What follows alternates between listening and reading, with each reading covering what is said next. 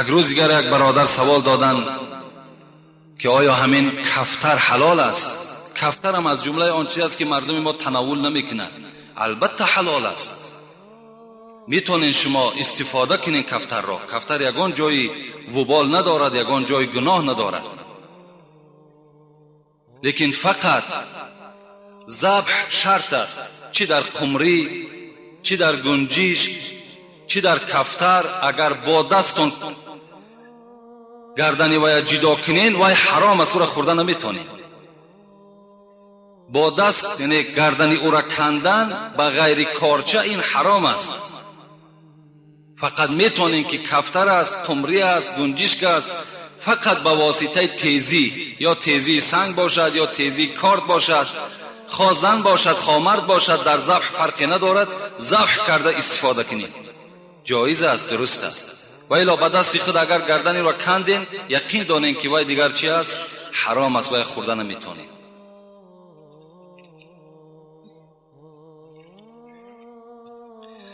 السلام علیکم داملای شیرین سخن. ما یک گروه مخلصان دائمی شما می باشیم. می خواهیم که با این سوال ما با پررگی جواب گردانید.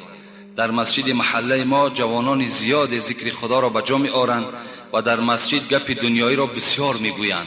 می دانند که در مسجد گپ دنیا گناه است، اهمیت نمی دهند. التماس با پررگی جواب دهید. با احترام، یک گروه جوانان مسجد. برادر عزیز، در تمام دنیا در مسجد گپ دنیا می رود، در تمام دنیا، چه در مسجد شما، چه در مسجد ما، چه در مسجدهایی که در همین شهر دوشنبه ما و شما، در کجایی که نباشد، مسجدها خالی از گپ دنیا نیستند. زیرا پیغمبر خدا گفتند زمانی می شود که مسجدها تا جایی که ذکر خدا گفته شود به گپ دنیا مبدل می گردد. این معجزه پیغمبر خدا بود، این کرامات، این معجزه از جانب پیغمبر خدا بود که اون چکار کرد. امروز تأثیر او را ما و شما دیده ایستاده ایم. لیکن یقین دانیم که کسی که در مسجد داخل شد آداب مسجد رعایت نکرد، یعنی با پای راست باید درآید، خداوند ما طلبگار فضل تو هستیم گفته می درآید و می نشیند، تحیه مسجد می خواند وقتی تحیه مسجد باشد و با ذکر خدا مشغول می شود. اگر گپ دنیا گفت، این حدیث پیغمبر است که 40 ساله اعمال نیکش همش حبطه می گردد. 40 ساله شما یک روزه عمل خیر دارین یا ندارین اینش خدا می داند. وقتی اینقدر زحمت میکشین، اینقدر مهنت میکنین، باز گپ دنیا در داخل مسجد که گفته شد، یقین دارین که مکافاتش انا همین است که عملهای خیر شما همه بیکاره شد. حتی حضرت عمر دوره های خلافتش میگد وقتی که از پس مسجد 2 مهمان از طائف بودند، وقتی صحبت داشتن با گپ دنیا، حضرت میگد فریادشان زد نزد من بیایید. گفتن شما از کجا هستین؟ گفت ما از شهر طائف هستیم. گفتن قسم به خدا اگر شما مهمان هستین و احترام دارین و الا مهمان نمی شدین، چنان آواز شما را می برآوردم که تمام مدینه می شنید. شما حق ندارین که در مسجد گپ زنید. امروز گپ زدن در مسجد عیب همون اساسش عیب همون پیشوایی هست که در همون مسجد امام خطیبی دارد. وقتی داخل مسجد شد، امام خطیب یک ساعت معین کند که مردم فقط به گپ خدا و با گپ پیغمبرش آموخت کند. صحبت‌های مثال کتابی رود، انشاءالله این صحبت‌های دنیای از بین گم می شود.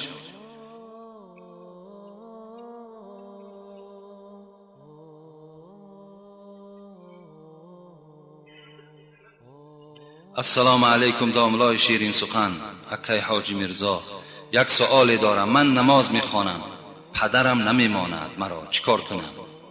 یعنی البته وای به حال همون پدری که فرزند خود برای نماز خواندن اجازت نمیدهد.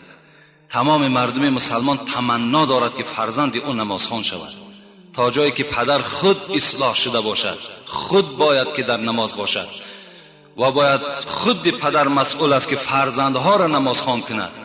امروز این مصیبت بین که پدر نماز نمیخواند، بازم این با فرزند نمیگذارد که نماز خواند.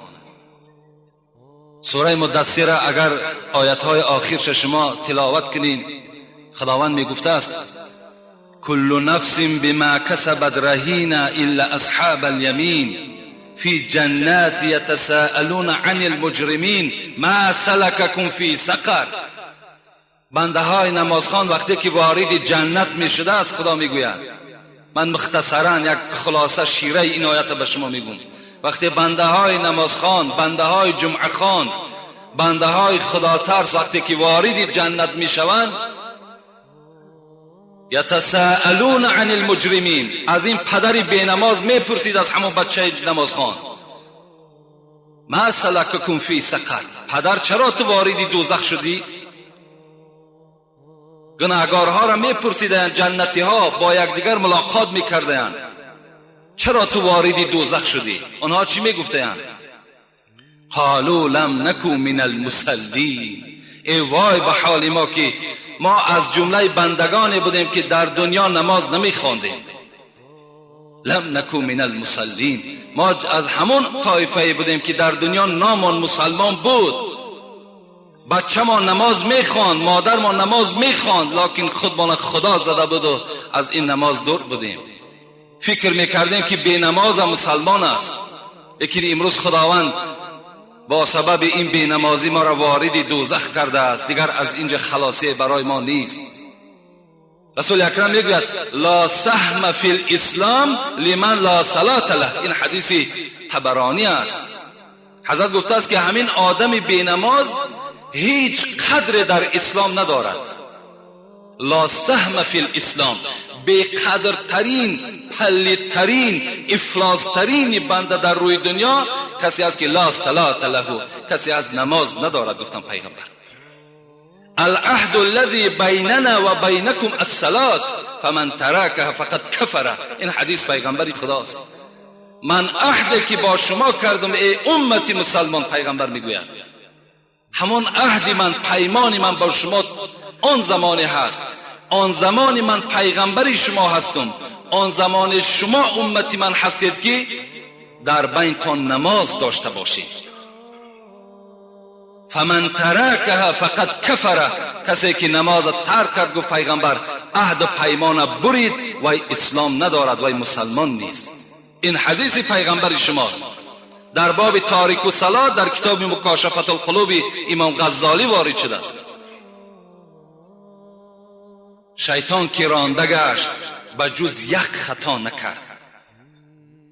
حضرت حافظ شیطان که رانده گشت به جز یک خطا نکرد، خود را برای سجده آدم رضا نکرد. همین شیطان رانده شدنش از درگاه پروردگار به چی خاطر بود؟ به خاطر که وقتی خدا امرش کرد آدمی که من آفریدم سجده کن، گو خلقته من طین و خلقتنی من نار، تو مرا از آتش آفریدی، این آدم از خاک آفریدی، آتش از خاک افضل است، من این سجده نمی کنم. شیطان که رانده گشت به جز یک خطا نکرد، خود را برای سجده آدم رضا نکرد. شیطان 1000 مرتبه بهتر ز بی نماز، شیطان 1000 مرتبه بهتر ز بی نماز او سجده بری آدم و این بر خدا نکرد. شیطان هزارها بار، همین شیطان مردود ملعونی مرجوم از آدم بی نماز میگد 1000 مرتبه بهتر است، زیرا که این شیطان آدم سجده نکرد، لیکن این بنده باشد خدا را سجده نمیکند. وای به حال همون پدری که این گونه فرزند باز می‌دارد.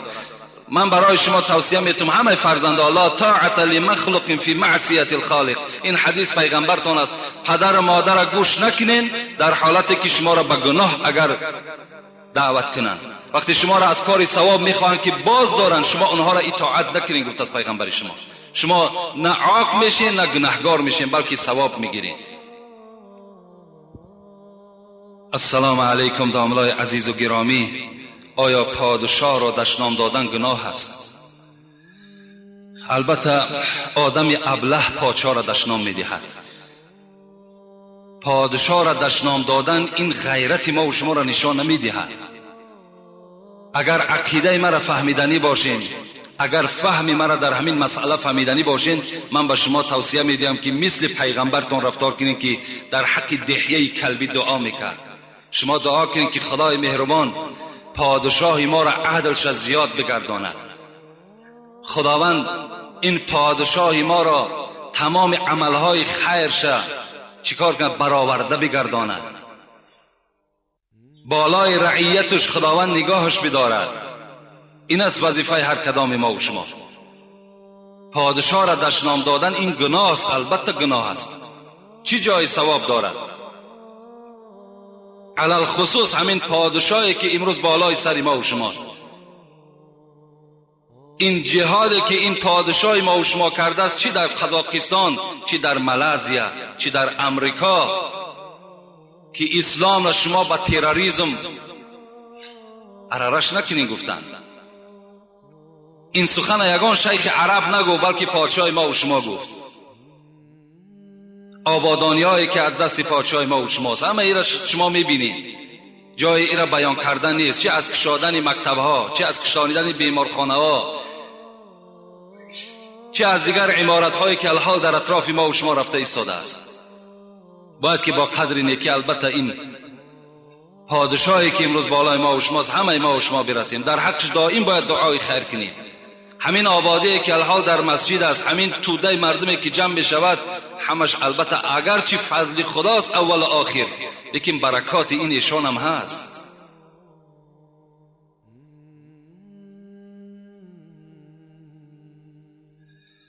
السلام علیکم داملای عزیز. قرآن در روی قبر خواندن درست است؟ یک نفر امر معروف کرد و گفت که آیت بالای قبر این عادت مردم نه فرمان خدا. این هزارها نامعقول کرده. شما همین الحال همین بعض جوانهای برآمده است که آیت بالای قبر هم انکار میکنن و شما را مثال خلاف مذهب ابو حنیفه میخواهند که رفتار کنید، اینها را گوش ندهید. شما هم امام خطیب ها را گوش کنید. همین علمایی که امام خطیب هستند، پیشوا هستند، اونها را گوش اندازید. به هر یک جوان قد کوچه شما اهمیت ندهید. رسول اکرم میگوید که این حدیث ابو داود را روایت میکند: اقرأوا علی موتاکم یاسین. اینا پیغمبر خدا گفتند شما بالای مرده هاتان، بالای پدر و مادر اولاد اجدادتان سوره یاسین بخوانید. چرا نادرست است؟ از همه شما برادرای عزیز، من خاصه همین مذهب ابو حنیفه را برای چی به شما حکایت میکنم؟ زیرا که بعضی از برادرای ما و شما امروز پیدا شدن خلاف مذهب ابو حنیفه میخواهند رفتار کنند. میلش کردن بگیرن، همونش هم سنت، لیکن همین فتنه و جنجال و نافهمی را در بین مردم پیدا میکنن. گاه دستها را تا راستی کتفا میبردارند، گاه آمینی بلند میگویند. حالا که رسول اکرم که ابن مسعود راوی این حدیث است میگوید 4 چیزی هست که باید پس گفته شود. اینم حدیث پیغمبر خداست: التعوذ و التسمیه و التأمین و التحمید. اعوذ بالله پس گفته شود، بسم الله پس گفته شود، آمین پس گفته شود، ربنا لك الحمد پس گفته شود. این حدیث پیغمبر است. برای کسی لازم از مرحمت کتاب نزد ماست. با بلند گفتن آمین عرق خریب من می شود، با بلند گفتن آمین زنا من می شود، به حیایی قد می شود، نه قد نمی شود. مردم عقیدهش بیدار کردن در کار، مردم در نماز درست کردن در کار. همه این مسئله بعد حل خودش می‌یابد. هر مسئله که ابو حنیفه اخذ کردن همش با حدیث است، همش با آیت قرآن است. حتی همین آمینی پس ده حضرت دلیل دیگرش ادعوا ربکم تضرعا و خفیه، صدق الله العظیم. آیت دلیل کردن که خداوند میگوید دعا را شما دائم پس بخوانید، که حضرت گفتن آمین از جمله دعاست، باید دعا پس گفته شود.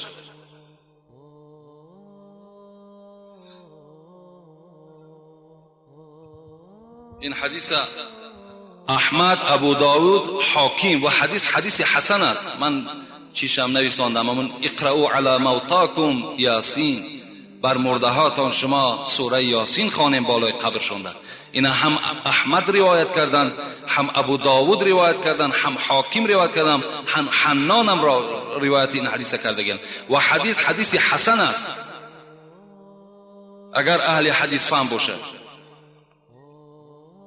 السلام علیکم بابای حاجی، آیا در توی آیت خواندن جایز است یا نه؟ البته جایز است. امروز همین عقیده ویران در ما و شما پیدا شده است که فقط قرآن در مرده استفاده میکنیم، در زنده نی. روزهای توی چرا ما و شما آیت قرآن نمیخونیم؟ در معرکه ها میریم، خوراک میخوریم، دعا میکنیم و آیت نمیخونیم. چرا نمیخونیم؟ من استمع الى آیت من کتاب الله فله حسنه، گفته است پیغمبر. کسی که اگر آیت قرآن گوش میکند، کسی آیت قرآن میخواند، از برای اون نیکی میرسد. باید که البته در همون خاندان عروس است، شه است، باید که آیت خوانده شود و اونها را باید که ما و شما دعا بتیم. برای مرده لازم بوده است و برای زنده لازم نبوده است. جایز است. السلام علیکم داملای مهربان، اکثر مردم میگویند که با پای راست به خانه و مسجد درآ، با پای چپ برآ، یا اینه که در حاجتخانه و بازار برعکس این. باز میگویند که انگشت دست را نشکن یا که انگشت را در انگشت نانداز. اینها چه اساس دارند؟ در قرآن در باب اینها گفتگی هست. با احترام مخلصی شما، البته قرآن نه، لیکن حدیث های پیغمبر خدا در این باب هست که شما وقتی که مسجد می درآیین با پای راست درآیین، وقتی حاجت خانه می درآیین با پای چپ درآیین، وقتی بازار می درآیین با پای چپ درآیین و در بازار بسیار نایستیم بلکه تیزتر از بازار بیرون شوین و انگشت های دست البته صداش مثال ما و شما زیر میکنیم میبرانیم، این صدای انگشت هاتون نبرانین، انگشت بالای انگشت بار نکنین. اینها همش در حدیث های پیغمبر هست. البته رفتار کنین، اینم یکی از سنت های پیغمبر خداست.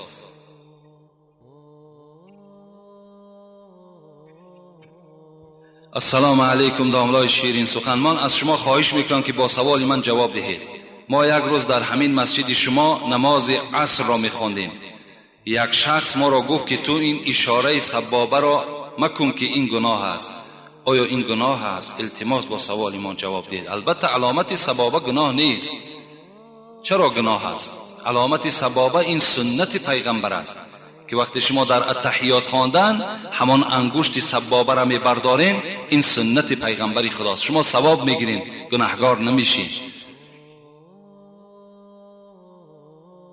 حدیث های خیلی زیاد، حتی ابو حنیفه در کتاب فقه الاسلام و ادلته 4 امام که مذهبش صحبت میکند صاحب کتاب، میگوید ابو حنیفه انگشت جمع نمیکرد بلکه همون حالت خودش ماندگی اشهد ان لا اله اشهد ان لا گفتند میبرداشتن همین انگشته و میپرتافتن الا الله میگفتند.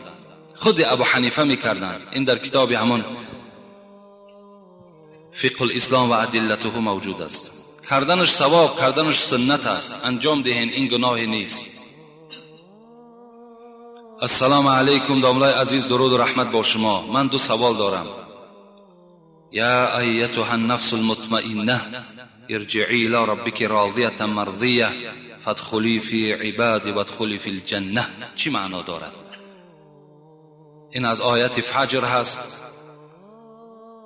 ما و شما در حالت دوره کردن مرده ها میخوانیم یا ایتها النفس المطمئنه، ای نفس آرام گرنده، ای نفسی که شما با قضای خدای خود راضی هستین، ارجعی الی ربک راضیه مرضیه، رو به نزد پروردگارت در حالتی که خدا از تو راضی است و تو از خدای خود خوشنود هستی. فادخلی فی عبادی وادخلی فی الجنه، داخل شو در گروه صالحان و داخل شو در جنت پروردگار. این معناش همین است. میگویند آدمانی که از پشت صورت روز قیامت عذاب میکشند، کسی صورت مرده را نگاه کند همان وقت مرده را عذاب میدهند. برای همین پیش از مردن صورت را بسوزانید. راست است. خدا باز هم به شما علم و دانش زیاد عطا کند. البته حق گفتن کسی گفتن صورت گرفتن در اسلام ما و شما اگر به عذر باشد ما و شما را گناهگار می سازد. ما و شما نه صورت می گیریم نه صورت می کشیم. صورت هایی که لازم است برای پاسپورت، لازم است برای یگان اراده سفر داری، مرحمت صورت گیر، لیکن بیهوده صورت نگیر، بیهوده صورتی تر نکشن که در اصل هرگاهی که به صورتی تو نگاه میکنن تو را خداوند عذاب میدهد. امروز متاسفانه خانه همه مسلمان ها پر از صورت است، علل خصوص در همین قشلاق ها اینقدر صورت زیاد جمع شدگی است. بالای همون جیودانی که دارند گردابگرد همه پر از صورت است. و در خانه مردم شهر باشد حمام خانه هاشون پر از دخترای فاحشه صورت ها در همون حمام خانه و واردای خانه و همون اکتیارهای بدبخت و بیدین خدازده که در دنیا هستن همونا در خانه ما و شما زدگی هستند که اونا به خون هزارها مسلمان تشنه هستند. شما بالای سرشون کردین. اونا خود کم کثافت بدن که باز در خانه خود جاشون کردین. یگان ملائکه رحمت خانه شما نمیدراید. نگذارین در خانهاتون صورت ها را. مرحمت صورت کعبه است، صورت یک منظره است، یک منظره را بیارین کشال کنید.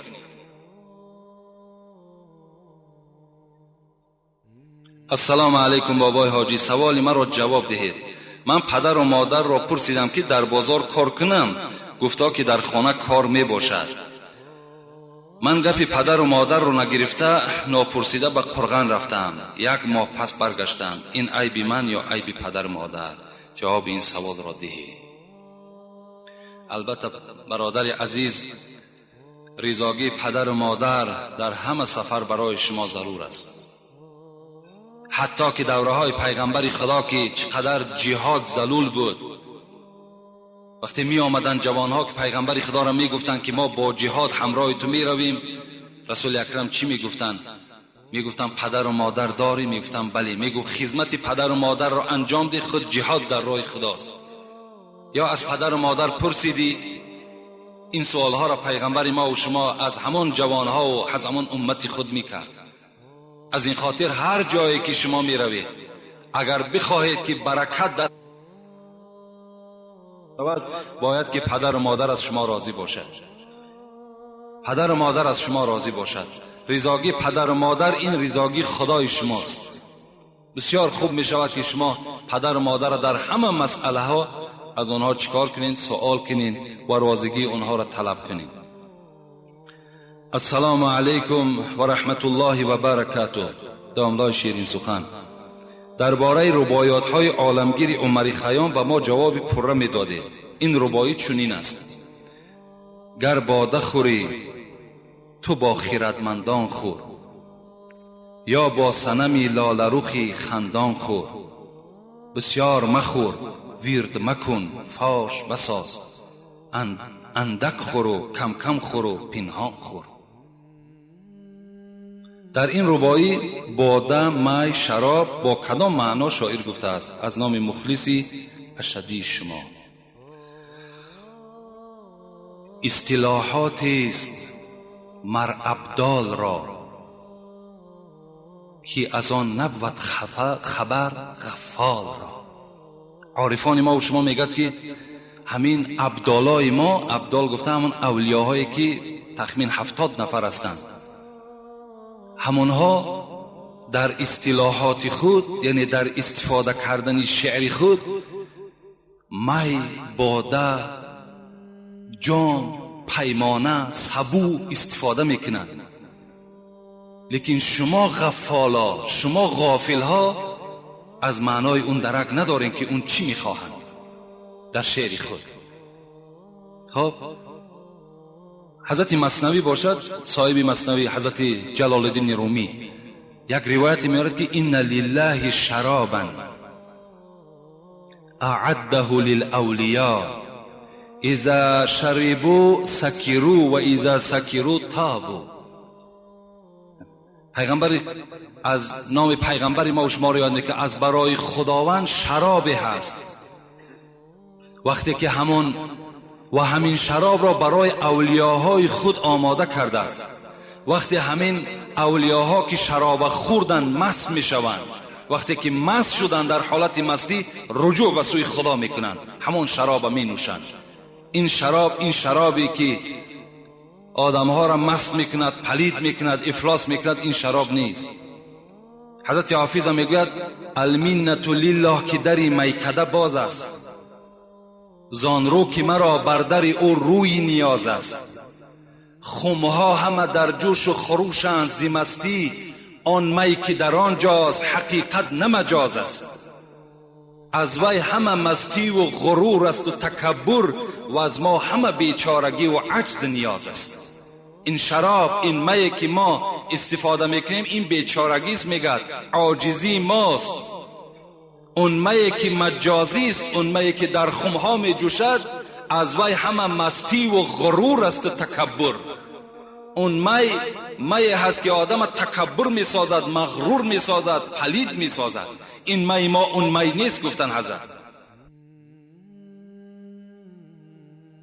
عارفی دیگر چی میگوید؟ شراب عشق نبود زاب انگور، شراب عشق نبود زاب انگور، رهی نوشیدنش هم از گلو نیست. این شراب عشقی که ما بیان میکنیم این آب انگور نیست میگوید، و رهی نوشیدنش هم با راه این گلو نیست، رهی نوشیدنش هم از گلو نیست. از این پیمانه و جام و سبوها غرض پیمانه و جام و سبو نیست. ما وقتی که در شعرهای خود رومکه را استفاده میکنیم، جامهای بادنوشی را استفاده میکنیم، این مقصد از همین رومکه هایی که عرق می نوشند، این مقصد از این نیست میگوید. بدان معنی که عارف زلف گوید. وقتی در شعرها که زلف دیدین، نظر در پیچ تاب هیچ موی نیست. وقتی ما زلف استفاده میکنیم، این از همین زلف های کجه که بعضی از فاحشه ها کج میسازن و بیرون میبرن، میگد این از اون نیست. این زلف ما هم عشق در راه خداست. بیان عارفان را اصطلاحی است که جز عارف کسی را گفتگو نیست. این عارف ها اینا میدانند، خردمندها اینا میدانند. برای همین این شراب و این می که حافظ و بیدیل و سعدی و خیام و اینا استفاده کردن، این مقصد از همین باده هایی که می نوشن این نیست، بلکه اینا همه عشق الهی هستند. السلام علیکم. اکای مرزا حاجی، ما از ناحیه مومن آباد در هر نماز جمعه به پیش شما می آییم. کسیته های شما را خریده می بریم. در کسیته 36 شما در بابت نیت غسل گپ زدید.